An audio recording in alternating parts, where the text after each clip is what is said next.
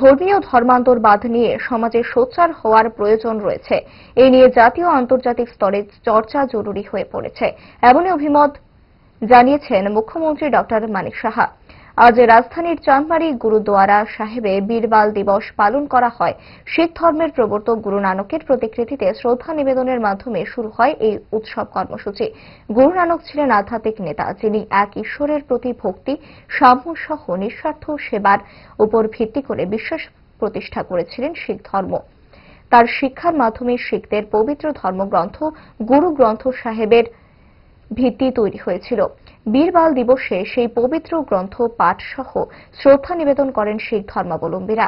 আজকের এই মহতী অনুষ্ঠানে উপস্থিত ছিলেন রাজ্যের মুখ্যমন্ত্রী ডক্টর মানিক সাহা, মন্ত্রী শান্তনা চাকমা, আগরতলা পুর নিগমের মেয়র দীপক মজুমদার, বিধায়ক ভগবান চন্দ্র দাস সহ প্রাক্তন বিধায়ক চিকিৎসক দিলীপ দাস। মুখ্যমন্ত্রী সহ অভ্যাগত অতিথিরা ধর্ম আচার অনুষ্ঠানে যোগ দেন। এই উৎসবে যোগদান নিয়ে সংবাদ মাধ্যমের সামনে মুখ্যমন্ত্রী ডক্টর মানিক সাহা ধর্মান্তকরণ প্রসঙ্গে বলেন,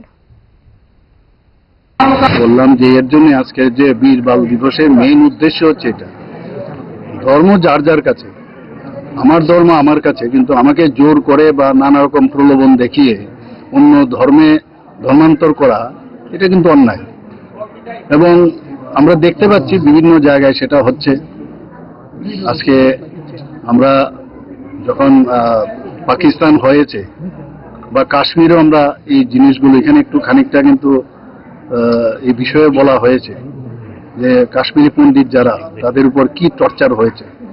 আজকে দেশভাগের আগে ছিল একরকম, দেশভাগের পর আজকে ইস্ট পাকিস্তান হলো, পরবর্তী সময়ে বাংলাদেশ হলো, এবং ওয়েস্ট পাকিস্তান, সেখানেও যে পরিমাণে আজকে হিন্দু, শিখ বা অন্যান্য সম্প্রদায়ের, মাইনরিটি সম্প্রদায়ের ওখানে ছিল, তাদের কিন্তু এখন অনেক পপুলেশন কমে গেছে। তার সম্পর্কে আমরা সবাই জানি, এগুলো বিশদ আলোচনা হয়, বিভিন্ন আর্টিকেল নিউজ পেপারে আসে। তো বিরাট একটা কোশ্চেন মার্ক আজকেও কিন্তু এই বীরবাল দিবসে এগুলোকে এই কারণেই স্মরণ করতে হয়, এবং তার বিরুদ্ধে আমাদের এখনো সামাজিকভাবে কিভাবে প্রতিরোধ করা যায়, এবং ন্যাশনালি এবং ইন্টারন্যাশনালিও আমাদের এই বিষয়ে কিন্তু আওয়াজ তোলা প্রয়োজন।